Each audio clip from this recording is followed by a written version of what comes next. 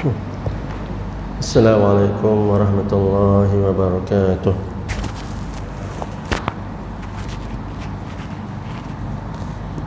A'udzu billahi minasyaitonir rajim. Bismillahirrahmanirrahim. Alhamdulillahi rabbil alamin wassalatu wassalamu ala asyrafil anbiya'i wal mursalin wa ala alihi wa sahbihi ajma'in. اللهم صل على سيدنا محمد الفاتح لما أغلق والخاتم لما سبق ناصر الحق بالحق والهادي إلى صراطك المستقيم وعلى آله حق قدره ومقداره العظيم ملء ما علم وعدد ما علم وزنة ما علم صلاة عظيمة القدر والمقدار. قال سبحانك لا علم لنا إلا ما علمتنا إنك أنت العليم الحكيم. قال رب اشرح لي صدري ويسر لي أمري واحلل عقدة من لساني يفقه قولي وسدد لساني واهد قلبي بحق سيدنا ومولانا محمد صلى الله عليه وسلم ولا حول ولا قوة إلا بالله العلي العظيم. أما بعد. Alhamdulillah, bersyukur kita kepada Allah Subhanahu wa taala pada malam ini masih lagi diberikan peluang dan juga kesempatan oleh Allah Subhanahu wa taala untuk dapat sama-sama kita berada dalam rumahnya yang mulia ini. Mudah-mudahan kita semua dimuliakan oleh Allah Subhanahu wa taala di dunia dan di akhirat sana insya-Allah. Seluruhnya terima kasih kepada Ayahanda Tuan Imam, pegawai masjid, adik datang kuasa, tuan-tuan, puan-puan, hadirin hadirat, muslimin muslimat, ibu-ibu, ayah-ayah, abang-abang, kakak-kakak, sahabat adik yang dirahmati Allah Subhanahu wa taala sekalian. Alhamdulillah, kita akan sambung lagi menggunakan kitab kita, iaitu Ringkasan Sifat 20 karangan tuan guru kita, nafa'anallahu bi'ulumihi fid darain amin. Ringkasan Sifat 20 karangan tuan guru kita insya-Allah. Masih lagi membicarakan muka surat yang keempat.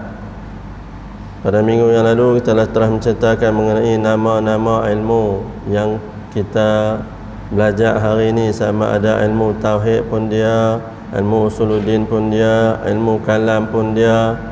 Itu dinamakan dengan banyak nama. Dengan banyak nama. Kemudian sumbernya adalah yang pertama adalah Al-Quran. Bagaimana kita telah membahaskan mengenai 6 perkara mengenai hak-hak Al-Quran. Bermula daripada beriman, kemudian daripada membaca, kemudian daripada bertadabbur, kemudian kita mengamalkan, kemudian kita menghafal Al-Quran, dan juga kita menyebarkan Al-Quran.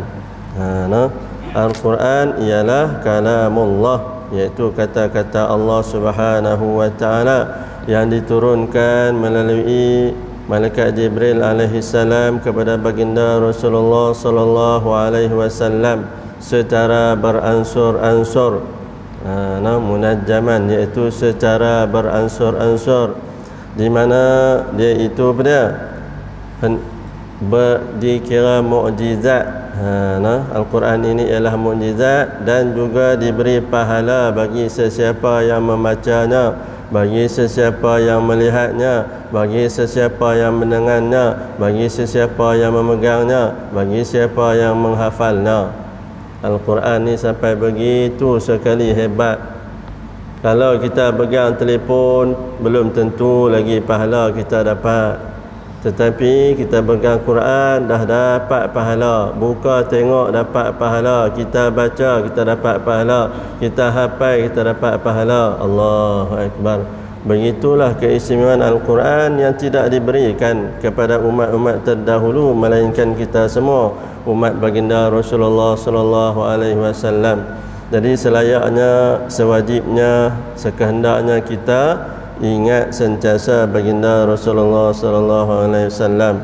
Tanda kita ingat, Rasulullah kata paling kurang pun kita ingat pada Rasulullah, paling koman lah. Paling koman pun sehari 20 kali. Pagi 10 kali, malam 10 kali.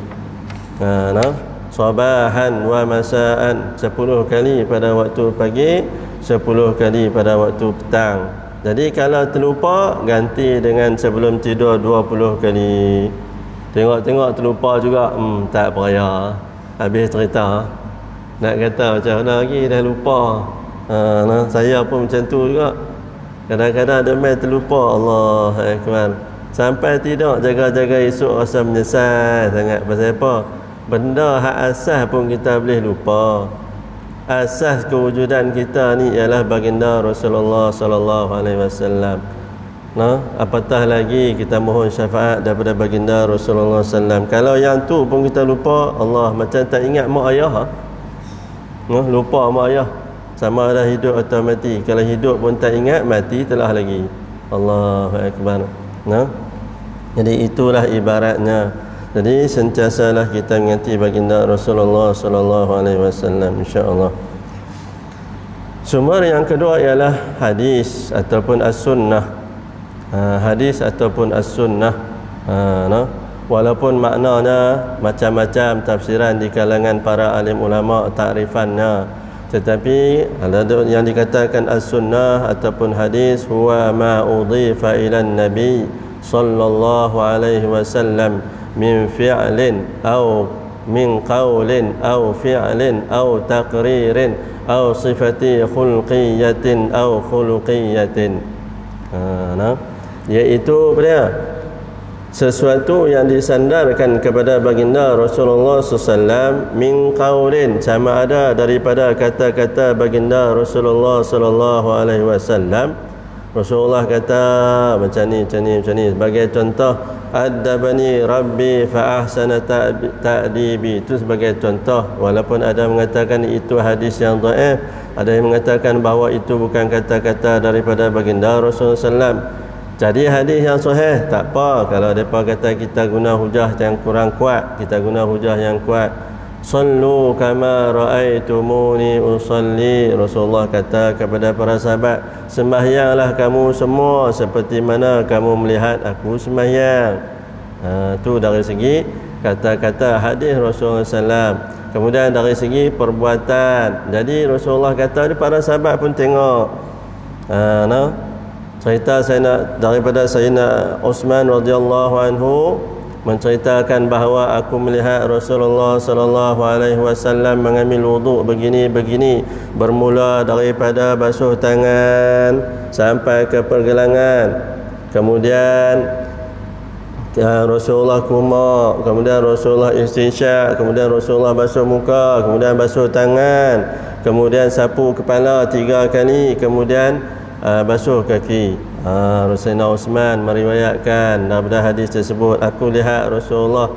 Sayyidina Uthman ajak beritahu kepada para sahabat yang lain dan juga para tabi'in. Begitu keadaannya, cara Rasulullah ambil wuduk. Tapi dalam riwayat yang lain, riwayat yang paling sahih yang dikatakan oleh para alim ulama hadis, iaitu menceritakan, saya tak ingat daripada seorang sahabat yang lain, iaitu dia kata Rasulullah basuh tangan sampai ke siku, sampai ke pergelangan tangan, kemudian Rasulullah kumak, kemudian Rasulullah istinsyak, masuk air dalam hidung, kemudian Rasulullah basuh muka, kemudian Rasulullah basuh tangan 3 kali sampai ke siku, Rasulullah sapu kepala sekali, kemudian Rasulullah basuh kaki. Itu riwayat yang dikatakan yang paling asah, yang paling sahih. Tapi kita buat duduk pun tak apa, sah, tak jangan risau. Kita buatlah. Nak sapu sekali pun tak apa, nak sapu 3 kali pun tak apa, tak ada masalah apa. Kedua-duanya daripada hadis yang sahih. Itu dari segi kata-kata Rasulullah. Ataupun dari segi takririn, Rasulullah beri pengakuan di mana Khalid bin Al-Walid diceritakan kepada Rasulullah mengenai anak ataupun dhab. Tanya pada Rasulullah, boleh makan dhab tak? Rasulullah pun sengat, tak kata. Jadi para sahabat pun sembelih makan. Jadi hukumnya harus, selagi mana ia tidak mudarat kepada manusia. Jadi dhab tu bila makan pun tak ada jadi masalah apa, kut penin-penin lalat ke, tak ada. Jadi tak timbul masalah. Cuma dalam riwayat yang lain mengenai anak, para sahabat makan anak, Rasulullah aku tak makan anak. Rasulullah kata aku tak makan anak. Jadi para sahabat pun tanya kepada Rasulullah, wahai Rasulullah, mengapa kamu tak makan? Karena Rasulullah kata, aku mendengar bahawa anak ini mempunyai haid. Sebab tu Rasulullah tak makan. Ada 7 jenis binatang yang mempunyai haid. Tu 7 jenis binatang yang ada haid. Kita ada ingatkan orang perempuan ya. Ada lagi. 7 jenis binatang yang mempunyai haid. Jadi Rasulullah kata, bila aku dengar kata apa anak ni ada haid, jadi aku tak jadi nak makan. Bukan tak boleh makan, tapi aku tak terasa nak makan. Tak terasa nak makan. Allahu akbar. Begitulah Rasulullah. Sifatin khulqiyatin aw khalqiyatin. Cerita mengenai keadaan tubuh Rasulullah. Itu dinamakan As-Sama'il Muhammadiyah. Tengoklah mengenai dalam kitab As-Sama'il Muhammadiyah mengenai sifat Rasulullah. Kening dia macam mana, pipi dia macam mana, hidung dia macam mana, mata dia macam mana, dahi dia macam mana, rambut dia macam mana, sampai seluruh tubuh Rasulullah. Cerita mengenai Rasulullah sallallahu alaihi wasallam. Itu dia nak abang kata sifat yang ada pada tubuh badan Rasulullah sallallahu alaihi wasallam yang sempurna yang diriwayatkan oleh para sahabat. Kebanyakannya cerita mengenai sifat Rasulullah ni, tubuh badan Rasulullah ni ialah datangnya daripada Sayyidina Ali karramallahu wajhah. Kerana Sayyidina Ali waktu tu dia masih lagi kecil, jadi dia bolehlah tengok Rasulullah, jadi dia boleh bayang gambarkan cerita Rasulullah sallallahu. Berbanding para sahabat yang lain, para sahabat yang lain tak berani nak tengok wajah Rasulullah. Mereka rasa kagum dengan, kalau kita bahasa kita aura. Jadi nak tengok tunduk, nak tengok tu rasa segan di kalangan para sahabat. Jadi ceritakan mengenai dalam kitab Sama'il banyaknya mengenai apa susuk tubuh Rasulullah daripada Sayyidina Ali. Ada seorang lagi sahabat yang lain juga yang banyak menceritakan mengenai tubuh Rasulullah, antaranya ialah Sayyidah Aisyah. Sebab Sayyidah Aisyah jaya lebih tahu duduk dalam rumah. Sifat Rasulullah mengenai keadaan Rasulullah, iaitu kita panggil apa? Sifat penyayang Rasulullah. Bagaimana Rasulullah terlalu sayangkan kepada Sayyidah Aisyah, Rasulullah terlalu sayangkan kepada Sayyidina Hasan, terlalu sayangkan kepada Sayyidina Husain, terlalu sayangkan kepada Usamah bin Zaid. Itu sebagai contoh mengenai sifat-sifat sayang Rasulullah. Rasulullah marah pula, murka juga kepada Usamah bin Zaid apabila Usamah bin Zaid memohon syafaat kepada baginda Rasulullah sallallahu alaihi wasallam apabila seorang lelaki yang telah pun mencuri kemudian minta agar tidak dipotong tangannya.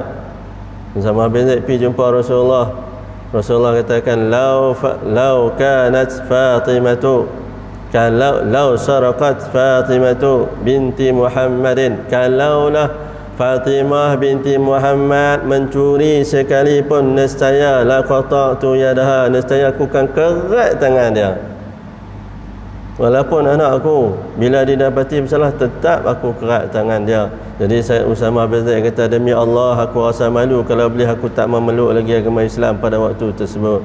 Itu sebagai contoh cerita mengenai sifat-sifat Rasulullah. Waktu Rasulullah murka marah macam mana, ihmarra ainahu wa wajhahu, sehingga marahnya Rasulullah SAW bila berlakunya suatu perkara yang dibenci oleh Islam ataupun agama, sehingga wajah Rasulullah ni terlalu marah, mata Rasulullah pun marah, suaranya pun nyaring. Itu sebagai contoh mengenai sifat-sifat Rasulullah sallallahu alaihi wasallam. Sayangnya Rasulullah kepada Sayyidina Hasan dan juga Sayyidah Fatimah. Allahu akbar. Sayangnya kepada Sayyidah Aisyah, sampai hari ini orang buat lagu mengenai Sayyidah Aisyah. Betapa sayangnya Rasulullah kepada Sayyidah Aisyah, di mana bekas bibir Sayyidah Aisyah ni minum, di situlah Rasulullah letak. Ambil juga minum. Kalau kita, Allahu akbar, ambil cawan lain tak ada cawan, ambil cawan lain. Contohlah kan. Tapi orang lelaki tak kisah, tersengah orang perempuan tak boleh. Sengah orang perempuan dia rasa, tak tahulah, dia rasa macam tak boleh lah. nak share-share jenis tu, berus gigi ke sebagainya. Orang lelaki hentam je, berus gigi siapa pun janji aku boleh berus gigi, sudah tak ada ubat gigi pun aku berus, tambah dah. Contohlah kan, mudah, orang lelaki mudah, tak ada masalah. Tu sebagai contoh mengenai sifat-sifat baginda Rasulullah sallam. Sebab itulah hadis ini terlalu luas. Hadis ini terlalu luas, ada lebih kurang 1 juta hadis. Bayangkan 1 juta hadis. 1 juta hadis sebut ulama mengkira-kira lebih kurang 5% sahaja daripada 1 juta hadis itu ialah hadis yang sahih. Daripada 1 juta bermakna kalau 5% lebih kurang 50,000 saja hadis yang sahih. Yang lain tu hadis yang hasan martabatnya, hadis yang dhaif, hadis yang maudhu' dan sebagainya. Itu dikatakan oleh para alim ulama hadis yang mereka mengkaji silsilah hadis tersebut. Silsilah kaji daripada perawi satu-satu ni, depa hafal nama ni, kaji tu depa buat kajian pula nama-nama sekian-sekian. Imam Bukhari dia buat catatan khas mengenai perawi ni siapa, dia kaji. Yang dia ambil daripada Tok Guru ni, daripada Tok Guru ni dia cerita mengenai Tok Guru ni siapa. Kemudian Tok Guru ni ambil daripada Tok Guru ni siapa. Begitu hebatnya mengenai telitinya di kalangan para alim ulama untuk menjaga sumber hukum. Hari ini kita tak tahu apa kerja cakap, pandai kami. Ikut suka ya nak cakap pun. Allahu Akbar. Tak tahu apa ucap pangkat. Saya ni tak ada ilmu tapi saya nak cakap juga. Lah je ni mangkuk ayun semua. Dah tak ada ilmu saya tak cakap lah. Tak, tapi dia nak cakap juga. Ni saya ni tak ada ilmu, minta maaf lah, tapi saya nak cakap juga la ilaha illallah. Dah tak ada ilmu saya cakap lah. Tak boleh dia nak cakap juga. Tu sebagai contoh. Bukan senang, bukan senang. Kalau dia kata dia nak bagi pandangan, orang lain cerita ni nak cerita buat hukum juga. Awak yang duk kira juga yang tu, duk kira juga Kementerian Kesihatan tu dia punya buat penjarakan tu kita. Kan Allah yang urus semua. Tu dia. Duk sembang dengan orang jahil ni payah, duk tegang tu rugi masa lah sembang dia. Kalau aku cerita kat hang pun mengenai apa maqasid syariah pun hang tak faham. Baik tak payah. Tak, dia tak boleh, dia tak puas hati, dia nak lawan juga. Dia nak lawan juga. Allahu Akbar.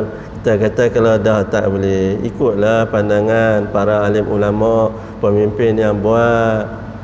Dia tak kira. Pemimpin pun ada salah juga, ulama pun ada salah juga. Habis tu hang siapa? Hang pemimpin pun tak, ulama pun tak nak cakap. Dah saya pun ada hak nak cakap. Pula dah.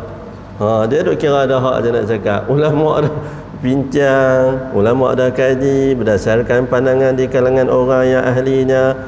Fasalu misla khabir, tanyalah kepada orang yang pakar. Kalau tak tahu tanya kepada orang yang lain. Fasalu ahla dzikri in kuntum la ta'lamun.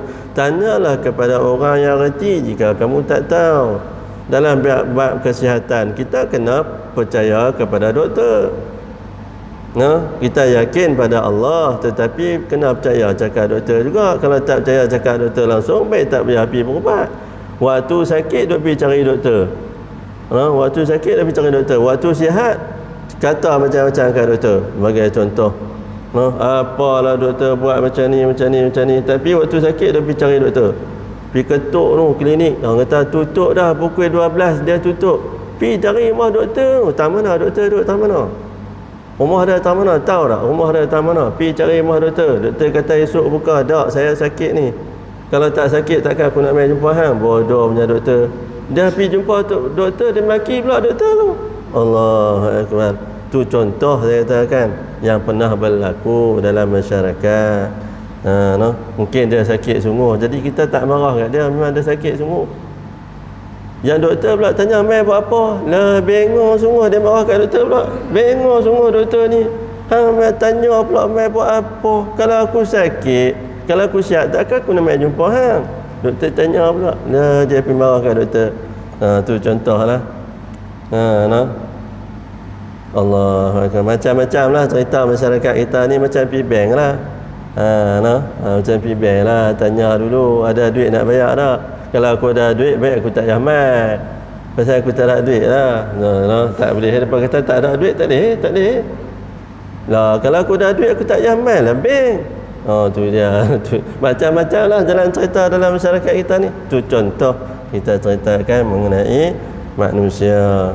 Jadi hadis ini menceritakan tentang apa yang disandarkan kepada baginda Rasulullah, sama ada rezeki kata-kata ataupun perbuatan ataupun pengakuan ataupun sifat pada tubuh badan Rasulullah dan sifat Rasulullah bersama dengan para sahabat.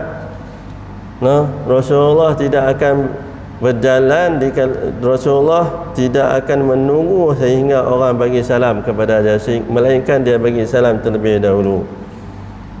Itu dia sifat Rasulullah. Rasulullah orang yang pertama akan menghulurkan tangannya dan orang yang terakhir yang akan menarik tangannya. Rasulullah hulur dulu dan dialah yang tarik, sehinggalah kita yang tarik keluar. Itu ibarat dia mengenai Rasulullah sallallahu alaihi wasallam. Tapi kita lah ni payahlah sikit. Tambah tema PKP ni, Dr. Nur Hisham kata ikut SOP ikut SOP. Salam tu letak tangan di dada, kalau boleh norma baru. Norma baru. Saya tak erti nak ikut lengkok dia, saya tak erti. Kalau orang lain tiru dia punya pasal norma baru, penjarakan. Tu sebagai contoh.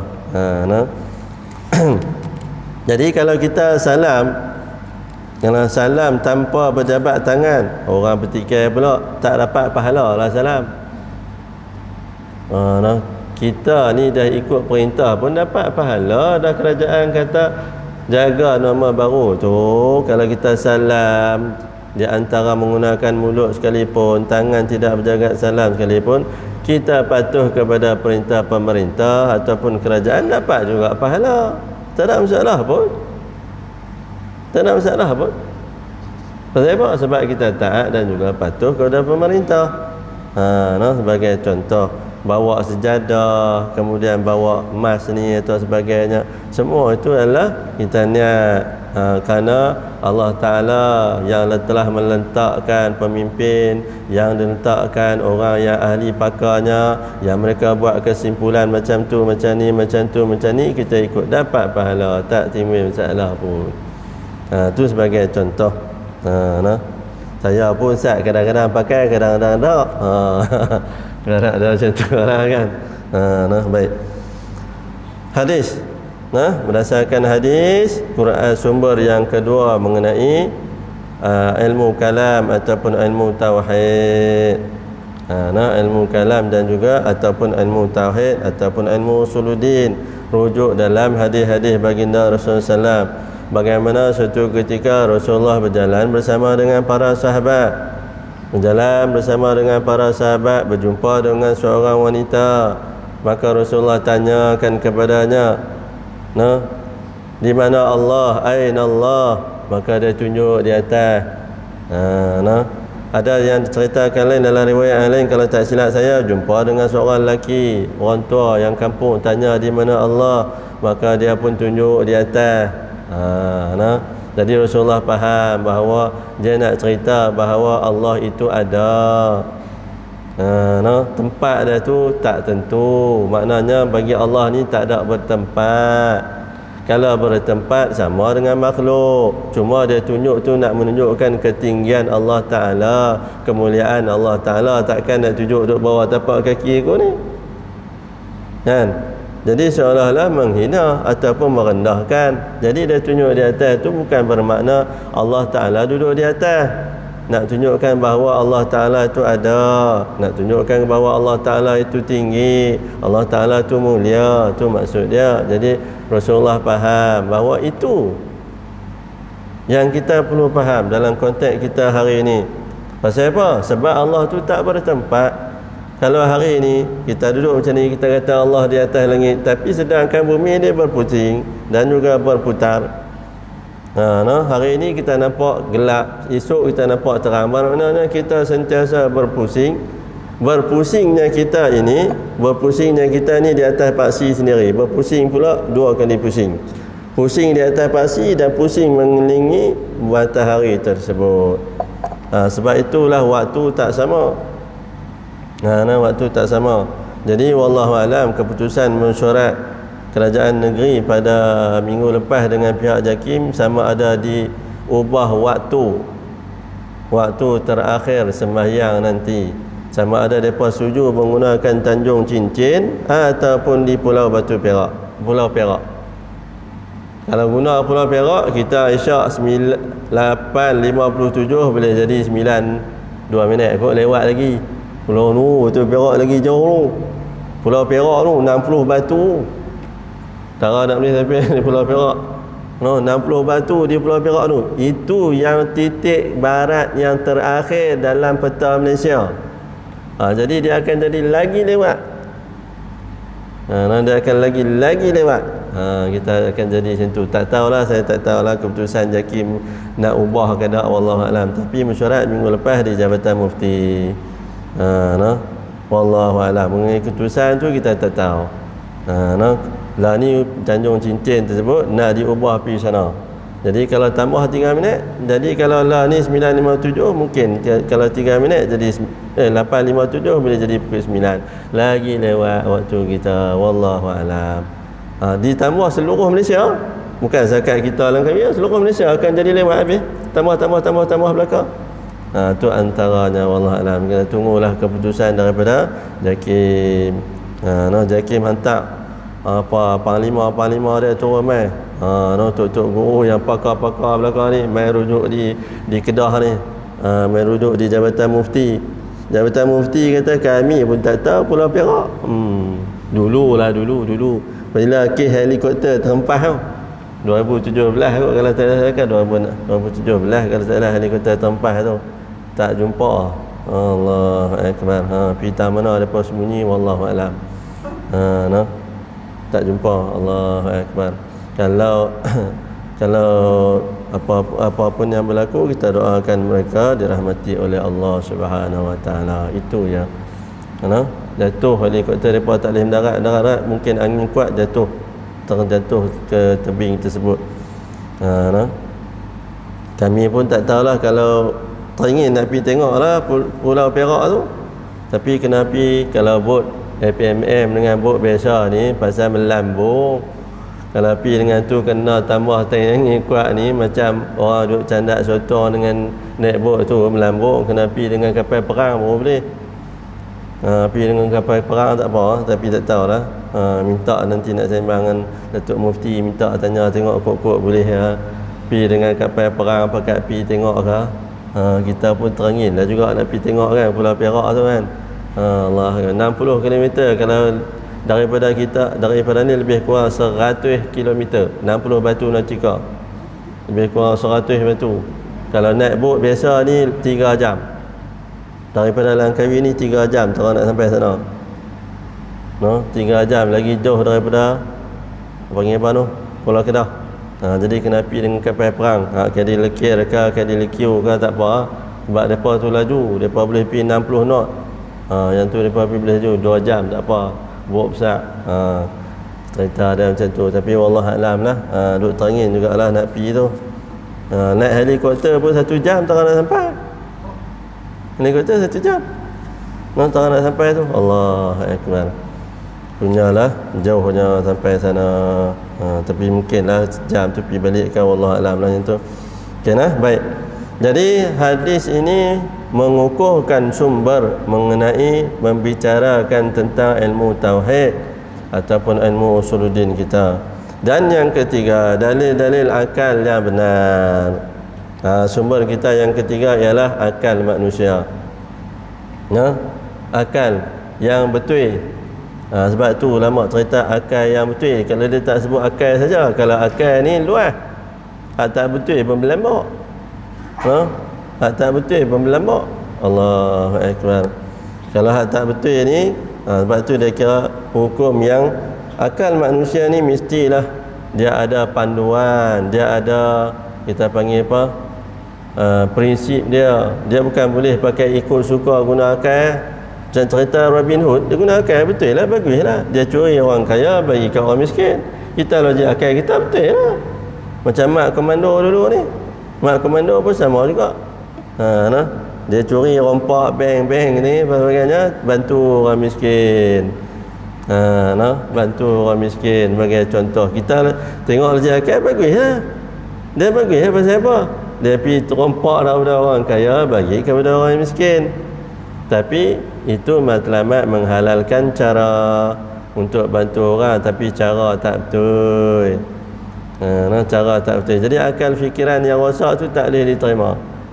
Nak bantu orang tapi kenalah dengan cara yang elok, yang betul, baru dapat pahala. Samalah duit kita pun, kalau duit kita yang halal kita sedekah dapat pahala. Kalau duit kita daripada sumber yang haram, sedekah pun Allah tak terima.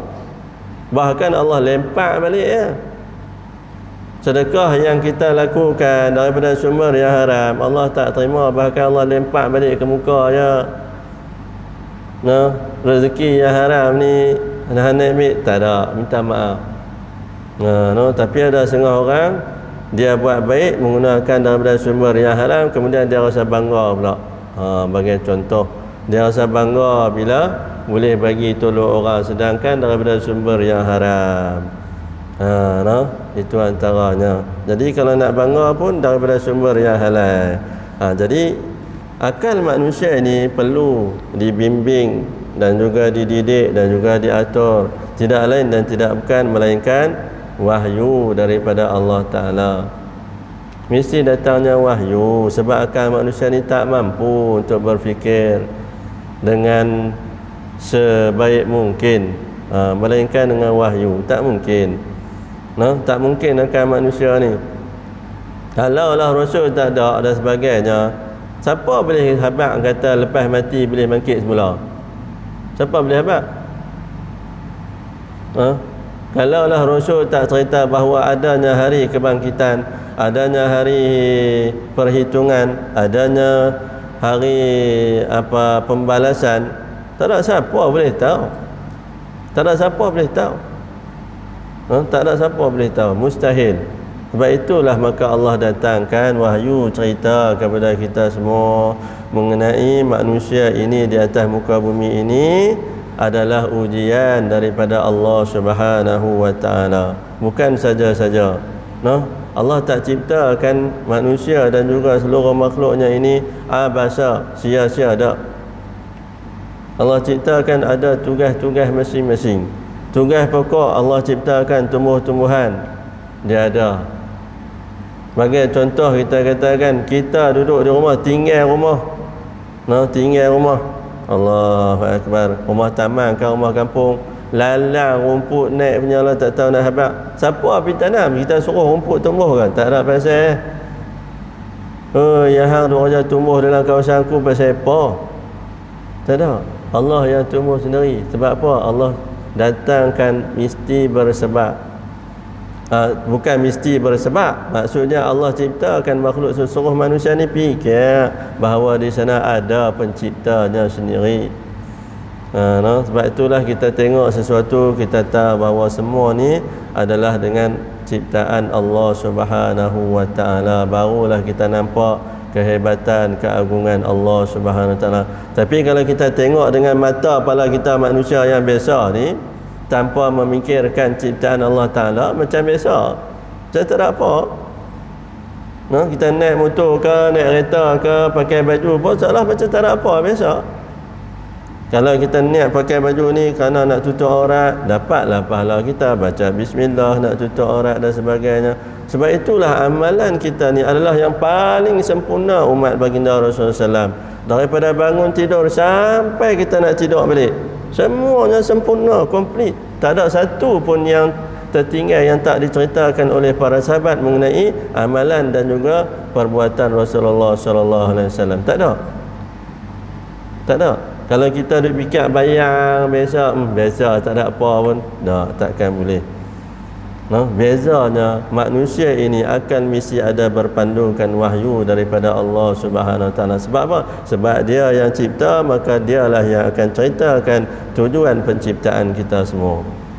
Adapun haiwan pun sama juga, adalah ciptaan dia masing-masing. Ada haiwan yang bertelur, ada haiwan yang beranak. Nah, kemudian ada yang jenis menyusu pula. Ada susu yang kita boleh makan, ada yang susu yang kita tak boleh makan. Semua suruh kita fikir balik. Kalau binatang, Allah tak kurniakan akal fikiran kepada dia. Allah kurniakan kepada dia nafsu makan, tidur dan juga untuk membiak. Allah cerita kepada dia macam tu. Nah, binatang ni kalau tak biak, mampu kita nak makan apa? No? Kalau binatang ni dia tak mau biak, mampu kita nak pergi cari makan apa? Cuba tengok rahsia ciptaan Allah Ta'ala, haiwan. Nah? Haiwan, cuba kita tengok haiwan. Walaupun rimau, singa dan sebagainya ada, tetapi Allah kontrol. Lembu, keldai, kambing dan sebagainya, lebih banyak binatang yang boleh dimakan tu, lebih banyak daripada pemangsa tu sendiri. Sama juga dalam laut. Cuba tengok, sama juga dalam laut. Dalam laut lagi dah hebat. Allah ceritakan haiwan-haiwan ni kebanyakannya bertelur. Kalau haiwan beranak jenuh. No, kali dia telur berjuta tu dia keluar anak-anak kan. Kalau dia sekali beranak seekor, pasal ikan termenung pasal sekilo RM50 belum tentu lagi boleh dapat. Pasal apa dia beranak? Dia pun kata, oh penat lah kalau tiap-tiap bulan aku kena beranak. Contohlah kan. No, kalau tiap-tiap bulan aku kena beranak, oi penat oh. Kalau telur senang. Tinggal saja telur. Sekali lagi Allah semua yang susun atur. Allahu akbar. Kalau binatang ni ada akal, mampulah kita. Habislah tersorot sembang lah. Nah, kita tak boleh buat apa dah. Tak boleh mampu. Kita tak akan mampu manusia ini untuk hidup. Maka dinamakan dalam ilmu mantik, haiwan ini terbahagi kepada dua, haiwanun natik dan haiwanun ghairun natik. Haiwan yang boleh berbicara ataupun bercakap atau bertutur ialah manusia. Haiwan yang tidak boleh berbicara atau bercakap ialah binatang-binatang yang lain. Sebab apa? Sebab kita yang mentakrifkan sedemikian, sebab kita yang buat ilmu tu, ilmu tersebut. Adapun bagi binatang, binatang pun bercakap juga antara mereka. Cuma kita tak faham lah. Nah, binatang bercakap juga antara mereka, kita tak faham. Kalau kita faham, jaduk kutuk kita, hang kau ajak aku no. Tengok ada kita bagi nasi kan, bagi nasi kosong ya, kan? Oh, dia makan lauk sedap-sedap, tinggal kat kita nasi kosong suruh kita makan. Contoh kan. Binatang kalau boleh cakap, mampulah kita dengar. Oh, hang kau ajak no. Aku jamu bagi makan dah pun cakap banyak ni. Contohlah kan. Allahu akbar. Sebab tu kita kena fikir. Barulah kita mendalami ilmu yang dikatakan ilmu tauhid. Semua ciptaan Allah Ta'ala sangat sempurna. Ibu-ibu, ayah-ayah, abang-abang, kakak-kakak, sahabat-adik yang dirahmati Allah Subhanahu Wa Ta'ala sekalian, jadi akal mesti ada berpandukan wahyu. Kalau hanya semata-mata manusia, takkan mampu untuk mencapai tahap sehingga ma'rifatullah, iaitu mengenal Allah Ta'ala ataupun pencipta di alam ini. Wallahu a'lam. Baik, saya bukakan ruang soalan jika ada soalan. Silakan. Ada soalan? Ya. Kita sama-sama orang kita nak ada passion pada kluster tapi dah tadi dia katakan. Ya. Jadi kalau kita katalah kita sahabat-sahabat kita yang tadi nak mengadakan aktiviti bagaimana Pak? SOP dia. Kerja sama di antara penjabat agama dengan sahabat-sahabat kami untuk mensiarkan idea mereka ataupun kerja-kerja mereka. Baik, terima kasih. Datuk Dr. Nur Hisham mengumumkan petang tadi, dia mengatakan kluster daripada Tabligh Seri Petaling telah pun tamat sejak 11 Jun yang lalu, sehingga sekarang masih ada lagi kes baru dijumpai ataupun dikesan. Jadi berdasarkan kata-kata Dr. Nur Hisham tersebut, maka selesailah kluster tabligh ataupun himpunan keagamaan di Masjid Seri Petaling. Jadi soalan dia tanyakan kepada kita mengenai macam mana kalau geng tabligh tersebut untuk mengadakan aktiviti. Sebenarnya kita tidak galakkan lagi buat masa sekarang kerana masih lagi perlukan kebenaran daripada pihak Jabatan Agama negeri masing-masing.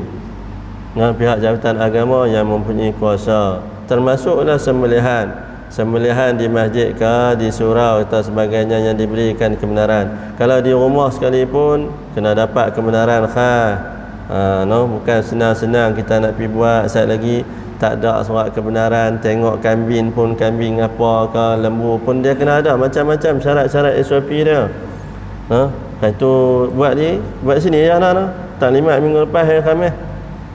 Terima kasih kepada ayah anda bagi peluang minggu lepas kita bagi taklimat SOP ibadah korban kepada semua masjid-masjid imam-imam dan juga kepada imam-imam ataupun wakil yang anda buat kenduri lagi. Alhamdulillah, terima kasih yang anda. Jadi SOP mengenai jemaah tabligh masih lagi kita tidak memberikan kebenaran. Kalau boleh sabar sat. Kalau boleh sabar sat. Bukan pasal apa, takut lagi dia timbul fitnah pula. Jadi kalau dia nak buat, mohon kebenaran terlebih dahulu. Dan negeri-negeri sekalipun, hari ini pun ada masih lagi negeri yang meletakkan syarat, iaitu mana-mana penceramah sekalipun hanya dalam negeri saja, tak boleh rentas lagi pun ada. Yang tak benarkan lagi kerana takut penularan semula wabak penyakit COVID tersebut. Walaupun alhamdulillah hari ini tak ada kes. Tak ada kes penularan tempatan hanya daripada luar ataupun bukan warga negara Malaysia. Alhamdulillah. Jadi kalau boleh tu kita minta tangguh Ustaz. Tak apalah, banyak-banyaklah depa duduk di rumah ke, istighfar ke atau sebagainya. Cakap nak pergi masjid silakan, nak pergi masjid cakap nak sembahyang atau sebagainya. Tapi buat masa sekarang untuk pergi rumah ke rumah, takut macam saya katakan tadilah, tak dapat kebenaran, dia akan timbul masalah balik. Sabar Ustaz. Kalau boleh macam tu. Kalau nak juga sila mohon kebenaran. Berapa orang nak jalan daripada mana ke mana, perancangan nak pergi mana atau sebagainya. Kita takut sekali lagi masyarakat dia ada stigma yang tak betul. Geng tabligh ni punya pasal bayangkan daripada 1000 petaling tu pecah kepada 27 kluster baru. Bayangkan betapa banyak. Sekali orang duk pergi buat keluar pula. Tu dia depa ni duk bawa mai pula dah. Kita dulu tak ada, depa pula ramai pula. Sebagai contoh, dia akan timbul lagi banyak masalah. Kalau boleh tangguh Ustaz. Wallahu a'lam. Baik, ada lagi soalan lain? Ada lagi soalan lain? Ada lagi soalan? Ada? Ibu-ibu, kakak-kakak ada soalan? Ada? Ya. Apa dia? Ya. Dia tanya mengenai binatang, 7 jenis binatang yang mempunyai haid. Selain daripada anak, saya ingat saya ialah kuda, kemudian kelawak, kemudian dubuk, kemudian tak ingat dekat 4 ada 7 jenis binatang tu, dubuk, anak, kuda, kelawak, apa dia lagi 3 saya tak ingat. Minta maaf banyak. Semua ada 7. Selain daripada manusia, semua ada 7 binatang. Siapa? Ada orang kacau ke apa? Ada orang kacau. Rindu lah tu. Tak apalah, lawak lah. Okey, baik, alhamdulillah sampai di sini saja pada malam ni. Semoga kemaafan daripada semua ibu-ibu, ayah-ayah, abang-abang, kakak-kakak, saudara-adik yang dirahmati Allah. Yang baik itu datang dari Allah SWT, yang kurang itu daripada diri saya dan juga kekurangan daripada diri saya sendiri. Aqulu qali hadza wa astaghfirullahal azim li wa lakum wa lisairil muslimin wal muslimat wal mu'minat wa rahmatika ya arhamar rahimin. A'udzu billahi minasyaitonir rajim. Bismillahirrahmanirrahim. Alhamdulillahirabbil alamin. والصلاة والسلام على أشرف الأنبياء والمرسلين وعلى آله وصحبه أجمعين. اللهم انفعنا بما علمتنا وعلمنا ما ينفعنا ورب زدنا علما ورب زدنا علما ورب زدنا علما. اللهم اجعل جمعنا هذا جمعا مرحوما وتفرقنا من بعده تفرقا معصوما. ربنا آتنا في الدنيا حسنة وفي الآخرة حسنة وقنا عذاب النار وقنا عذاب النار وقنا عذاب النار. وصلى الله على سيدنا محمد والحمد لله رب العالمين. Marilah kita tutup majlis kita dengan tasbih kafarah dan suratul Asr. Subhanakallahumma bihamdika asyhadu an la ilaha illa anta wa astaghfiruka wa atubu ilaik. Bismillahirrahmanirrahim. Walhamdulillahi fi khus innal ladzina amanu wa amilus solihati wa tawassaw bil haqqi wa tawassaw bis sabr. Sekian, wabillahi taufiq wal hidayah. Wassalamualaikum warahmatullahi wabarakatuh.